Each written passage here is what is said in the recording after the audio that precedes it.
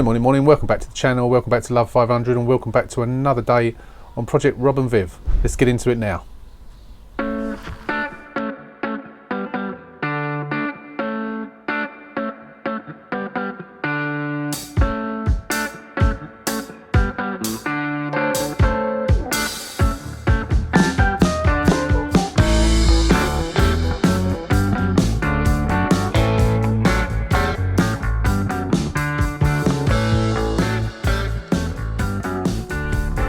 Before we get into Rob and Viv, I just wanted to say a big thank you to everyone that commented on my last video of me sitting in the park about what happened with me with my my stone. Thank you for all the comments and all the support. I really do appreciate it. I've been in a lot of pain. I'm still in a lot of pain. Not all the time, but you know, drinking lots and lots of water makes you wee a lot, and every time you wee, it's excruciating pain. So I'm off work, so I'm going to attempt to do the seatbelts today in the car. I'm going to try and do it by just taking out the seat base, so I don't want to be lifting anything or pulling anything around too much. So I'm going to take it easy, see if I can do it. If I can't, I can't, but I'm going stir crazy sitting at home, so I'm just going to do the best I can. So let's get on with it, and once again, thanks for all your comments and your support. I really do appreciate it. So I've taken the back seat base out. I'm going to try and do it without taking the back of the seat out. I don't know if I can be able to pull it out enough. I've never done it without taking it off, without taking the back seat out.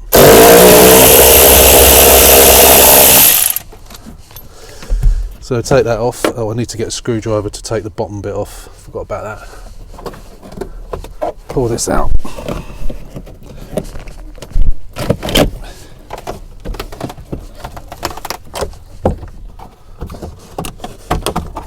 Take that off, get that out of the way. One more screw to undo there. I've obviously already undone the screws on the bottom bit. I did that off camera. You've seen me do that a million times. So once I've got that out, there may be enough room for me to just pull this out. It's the pretension more than anything, because the seatbelt I can probably pull out enough to get a spanner on the bolt for the seatbelt. It's more the pretensioner more than anything else. But I'm going to try. If I have to take the back out, I will. But I'm going to try and do it without doing that, just bending it back. I think I did see someone on another channel doing that on a Fiat 500 recently, actually. That they didn't, when they changed the seatbelt, they didn't take that out entirely.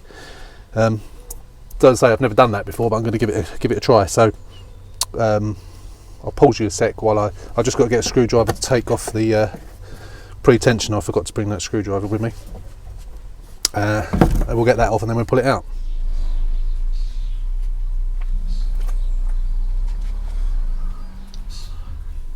Right. Unclip that. Get the seatbelt out. Get that out of the way. Right, let's see if this will pull off enough. I don't think it will. Doesn't want to pull off at all. Oh, yeah, I've got all the screws out, yeah. I think because I'm doing it from outside the car, I need to get inside the car to do it, I think. At least to pull the thing off. I think this has never been off before.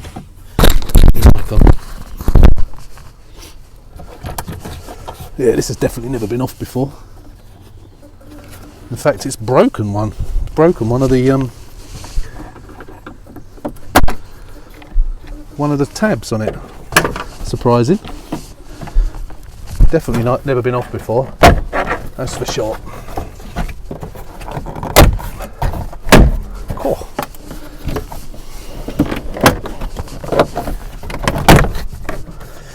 Yeah, I can definitely get to the bolt for that. It's whether I can get the pretensioner out or not. So let's get the seatbelt out first. Take the microphone off. I'll clip it somewhere.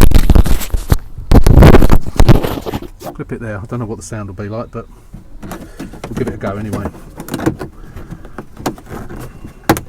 Ow. Right, battery's disconnected. Let's get a spanner on that nut, which I believe is a 17. Right, let's get outside the car and do this, and then we'll see if we can get that pretensioner out as well.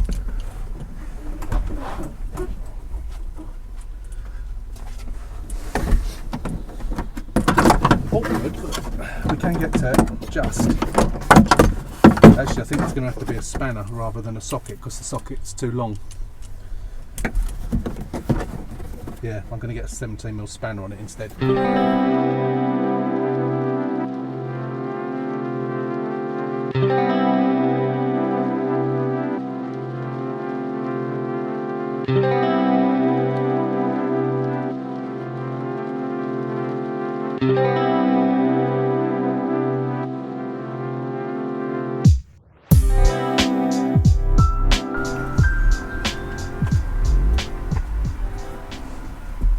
So that came out alright actually. Not too bad. It was cut my hand up as usual, but now it might be a bit more tricky getting it back in again. I've got the right side here. I think I might have the wrong. I've got the wrong side.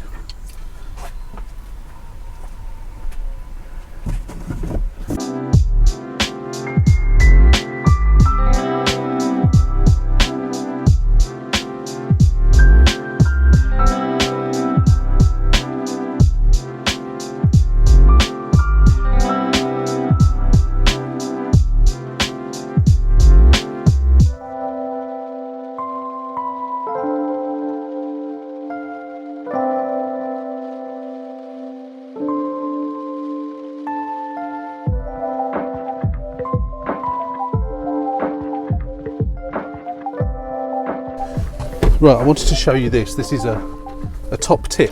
What you'll often find when you're replacing seatbelts, when a seatbelt has gone which is locked into position, so basically when it locks into position, the pretensioner pulls the cable which pulls the bottom of the seatbelt tight across your abdomen, and then the seatbelt itself here will pull in as well and lock. But sometimes, not all, doesn't happen all the time, what happens is this piece of metal here deforms, which is done on this one. And the bolt, rather than the bolt being straight, so when you imagine you've got, I haven't got all the bits on here, but when you imagine you've got this, you've got the plastic piece on, and when you've got this bolted on, obviously it's like that, it should be straight.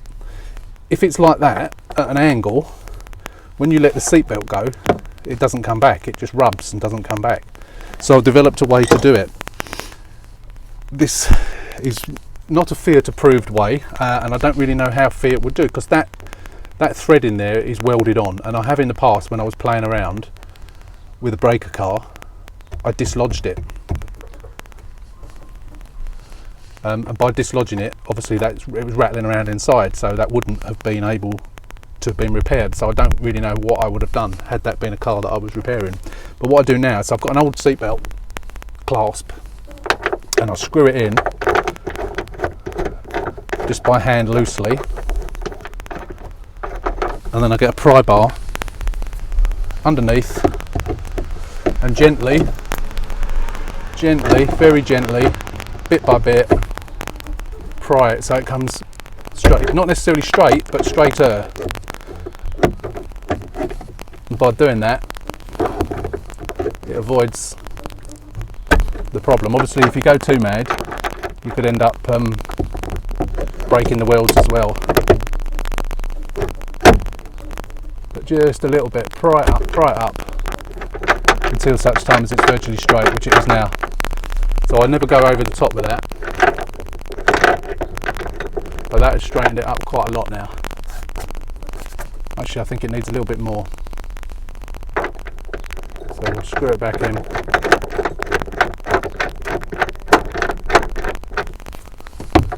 Get that underneath and pry it. That's it. That'll do. That's good enough. Now, if for some reason it's still not straight enough, which it should be, what I do sometimes is I pack it out a little bit with washes. I can feel now that it's virtually straight. It does point down a little bit, so it's not supposed to be exactly straight. It does point down to a degree, but that's much more straighter than it should be, and the bulbousness that was around there where it had pulled it has gone, well, pretty much gone. So that's that. That's the way I do it. I'm sure I don't really know any other way you can do it. I don't think there is another way you can do it. But that's how I do it anyway. So now we can. I'm not sure these clips. One of the clips was broken. So we put this on, which is a bit scratched up, but we'll clean that. They're not very good, these. I think the reason that they changed these on the facelift is because they're not very sturdy. Even when they're, I don't think that clips in properly. No, it's not the right clip, that one. I've got some other clips up in the loft, which I will get out. I mean, it's held in by the rubber as well, but not very well.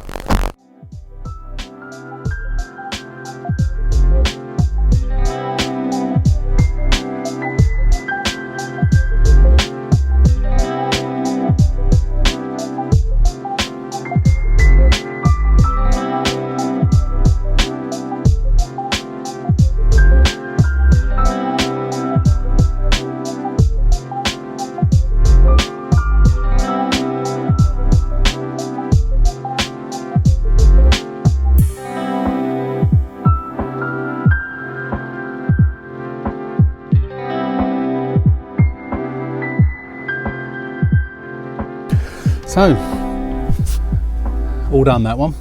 That was easier, that one. I'll tell you why. One of the reasons it was easier is because the pretensioner had blown. I'll show you it in a second, but that braided wire down there, when it goes, it pulls that in, which then of course pulls the seatbelt in. I'll show you the old one in a minute. But because that, although the electronics had gone in the seatbelt itself, it hadn't deployed, so therefore it hadn't pulled tight, so that bolt hole hadn't bent over, so the bolt went in as good as gold. So this is the deployed one. So as you can see, the other one was undeployed. Again, the electronics had gone. So this is a deployed one, and this is, forgive me the shape of it because it's bent, that's where I got it out, but that's the undeployed one.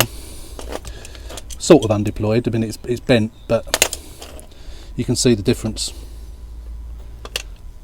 One's pulled in and one hasn't. So they're both fit for the scrap.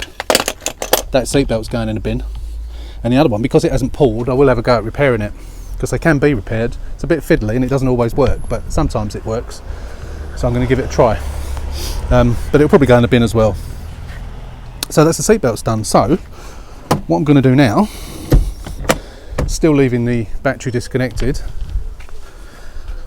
everything's on now, isn't it? So everything's been replaced. So obviously we've had the data wiped on this by Electronic Services. I'm going to reconnect it. I'm not going to put it into position, I'm just going to connect the plugs for the time being. Connect plugs, reconnect the battery and fire it up and see what happens. We'll have to get the computer and see if we can clear the codes. Okay, so I've just switched the ignition on and we're getting an airbag failure, fuel cut off, unavailable, and the airbag light start stop unavailable. So that's probably, hopefully, going to be because I haven't cleared the codes. So we need to go into MES and clear the code. So everything's been done. So we've changed obviously the dash, we've changed passenger airbag, driver's airbag, knee airbag, both seat belts, both pretensioners. So yeah, let's see what happens. I'll put you on pause just while I launch the software. Right, here goes the moment of truth. So connect to the airbag ECU, put that a bit more stable. Connect. Oh, blooming things, get off. Connect. What is going on here? Okay, so we're connecting to the airbag ECU. Let's see what happens. Moment of truth. Hopefully we'll clear the codes and they'll go. There shouldn't be any crash data because that's obviously been cleared. Let's see what error codes we get. So the only one that's coming up is that knee guard. So that's still there. So why is that still there? Everything else is gone. So everything else is done except for this knee guard. I wonder why. No, there's obviously something wrong with it. So is it the Oh, that's a nuisance. So is it the knee airbag, or is it the wire has come out or something like that? So I think what we're going to have to do is take it out and have a look. I may have to get another one. That's really annoying. So everything else is fine except for that. Well, that's something, I suppose. Let's just connect to the dashboard, see if that gives me any clues. I don't think it will, but I've never had that before.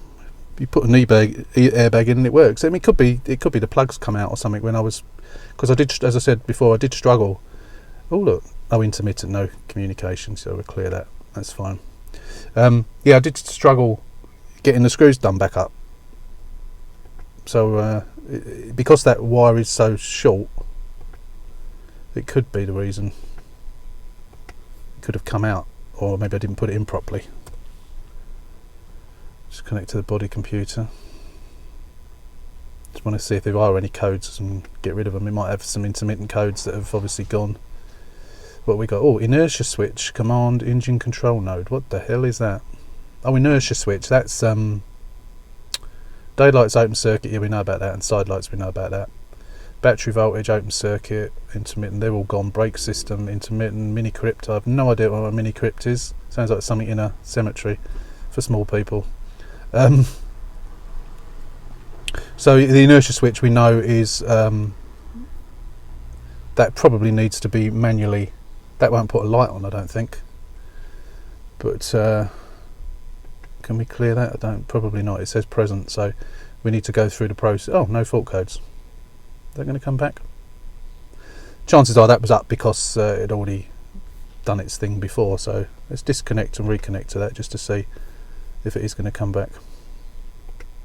That's annoying about. I've never had that before. Normally I put all the airbags in, have the ECU done, and it's all fine. Anything going to come back? No fault codes. That's good. So the inertia switch had obviously disarmed. I haven't had to rearm it because it's just done its thing when it's cleared the code, when the codes have been cleared. Okay, so let's go back to the airbag once more just to double check that. Obviously we know it's wrong because it says it's wrong. At least that's the only thing, I suppose. Go back to errors. Yeah. Knee guard driver side anomaly. Okay, so if you remember when we looked at it before, we looked at the values. It had 0, 0 for the ampage.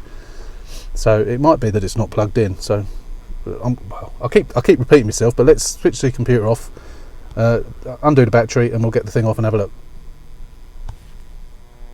So I took it apart, and as I took the bolts out down there, and as I prised it apart, so like taking it out of it, like where it sits, the plug came out. So I don't think the plug was in properly.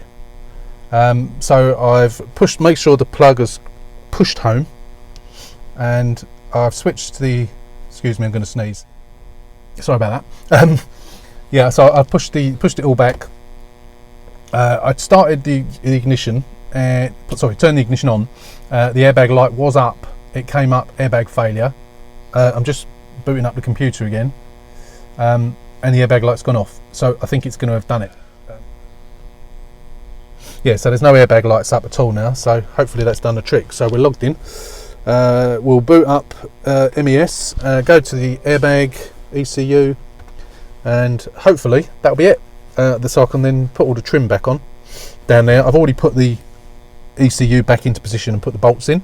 Top tip, as you know from the previous video when I took that airbag ECU out, that third bolt, the one that is this side, is a nightmare to get out. So I never put it back. I just put the 2 in there. There's no need to put all 3 back.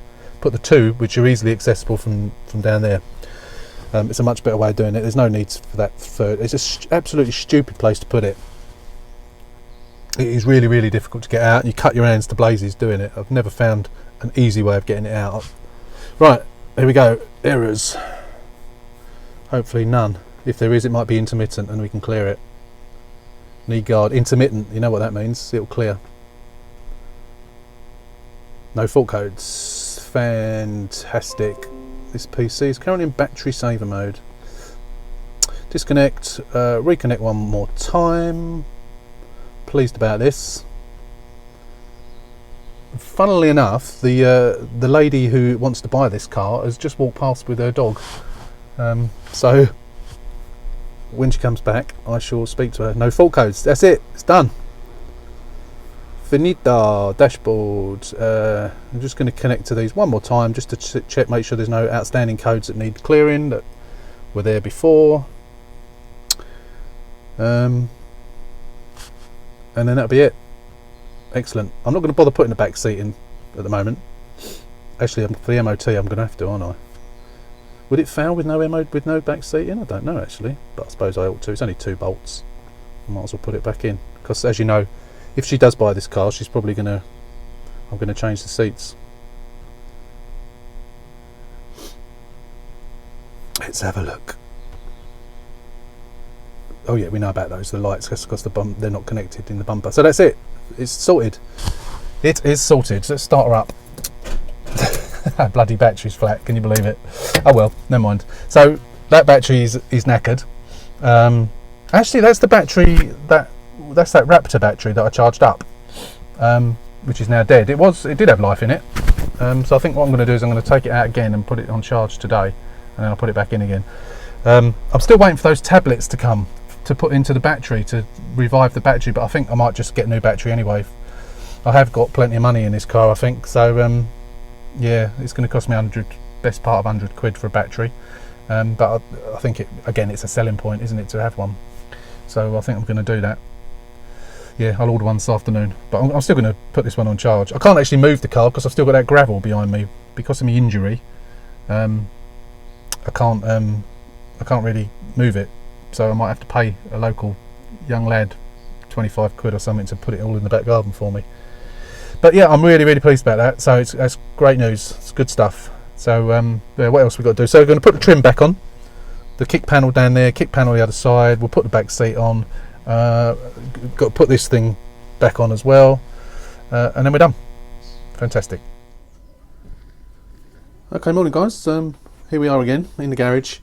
So this is the battery I showed you before, out of Rob and Viv.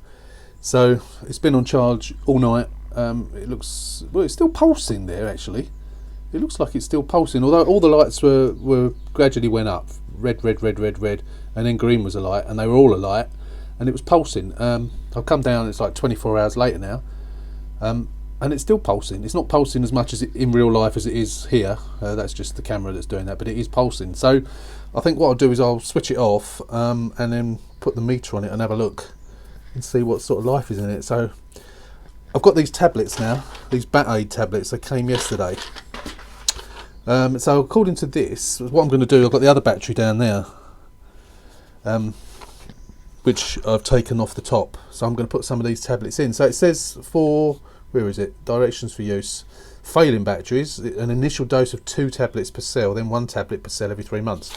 I don't know how many tablets are in here. It doesn't actually say. Oh, it contains 12 tablets. So this is only going to do 1 battery.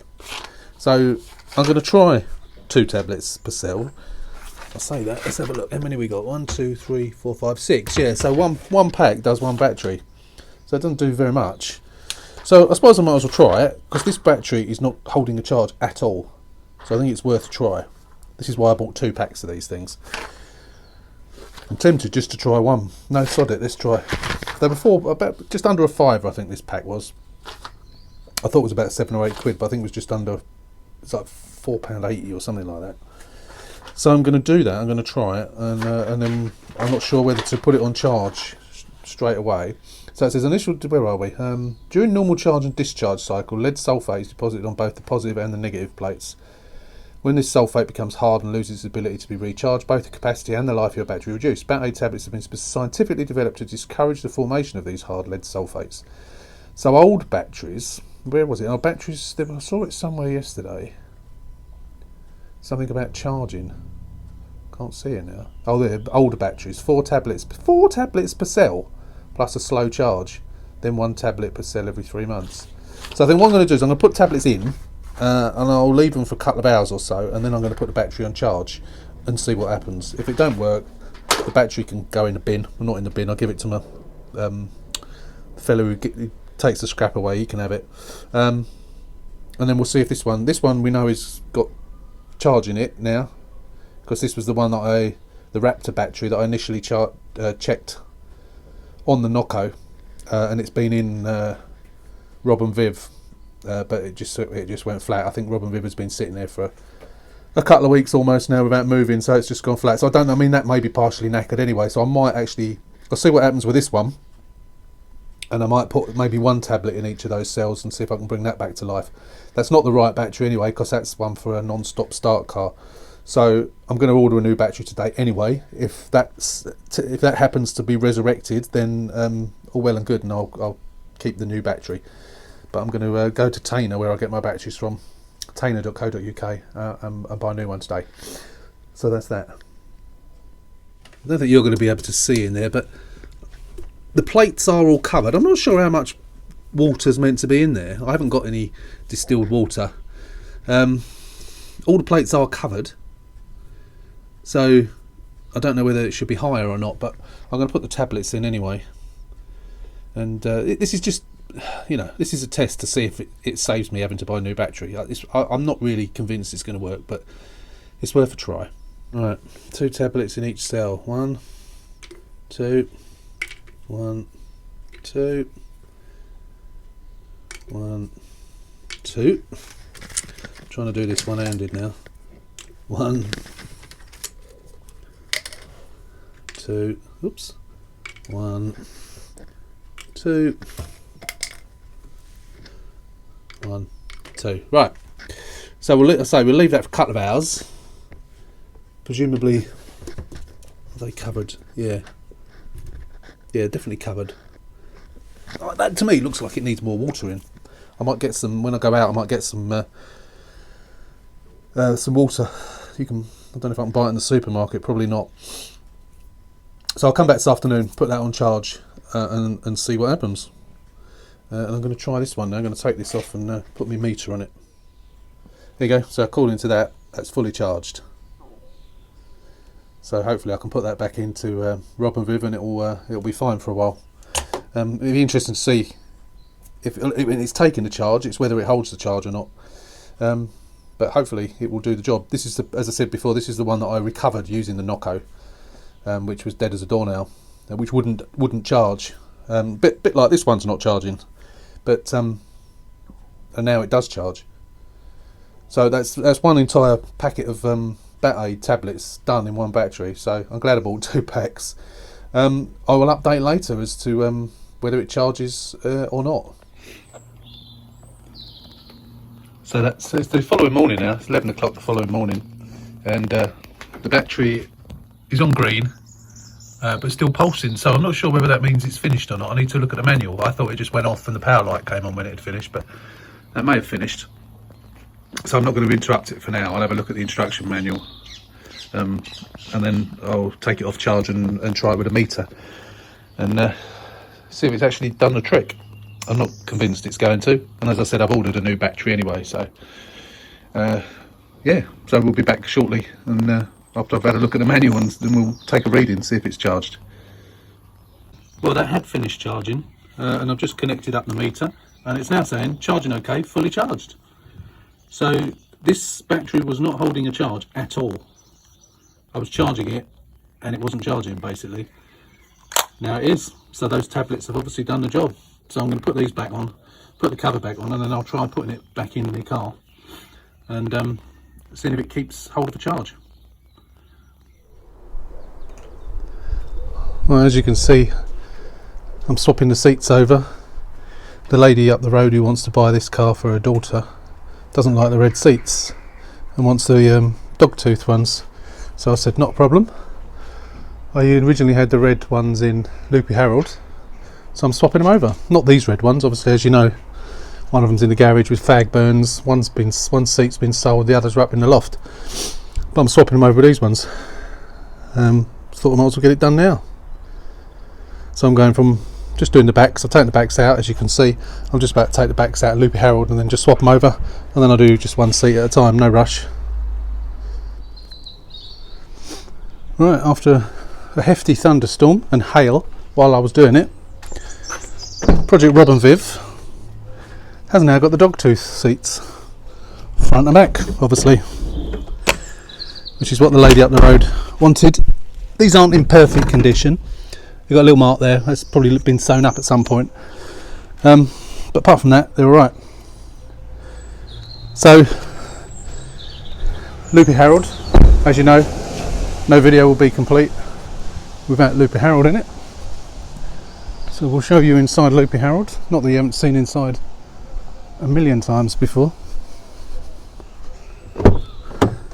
He's now got the red seats back in it, which is what, of course, it came with in the first place. So these are the ones out of Rob and Viv. There is a tiny burn there, and there's another tiny one in the back, and they are stained, but they'll do for now. So that's great. You're doing those seats rather than using a Torx wrench, manual wrench. I use this. Two sets of seats swapped over in, I don't know, 35, 40 minutes, something like that. Amazing. How I ever did it with using one of these things in the past, I don't know. It was always awkward because it was long as well. But that was just a piece of cake. They came undone so easy. So pleased I bought that. Still highly recommend that. If you want to see the review on that, Ruyika, click on the link above and it'll take you to it. Great little bit of kit. May not be the best in the world, but I'll tell you what, since I've had it and I've used it, everything is so much quicker now.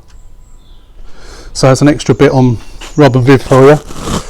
So as you know, this is going for the MoT on Thursday. I've got to put the number plate on the front because I'm waiting to get the bumper back from the paint shop, which I'm hoping to get back tomorrow. I'm hoping to get back tomorrow. He said he was going to try and get it done for Tuesday for me. I'm not expecting to get it back tomorrow. At the end of the day, it don't matter. It can go for MoT with that on, so it really doesn't make any difference. The number plate on the back is the old one, I think, which is falling off. I just sort of stuck it back on temporarily. I think some water's got behind it. It's not screwed on, it's just stuck on, but not very well. So that will tomorrow I'll put those new plates on. And they can always, I'll screw them on and then they can just be taken off. So this bumper is not too bad, but as you know, it's got the bulge there, cracked paint there, and that there. I don't know whether it's worth getting it repaired or not. It seems a shame to waste it. I mean, it's as good as like an emergency bumper that I can use to get a car through an MoT, but I don't know whether it's worth getting it repaired or not. What do you think? It obviously needs a complete respray, which will cost me £100, plus the repair. I don't know. I'm not sure. Seems a shame to waste it. I mean, those pattern bumpers I got, although they seem to be quite good ones, they're like 50 something quid each, even with the 10% off by buying two.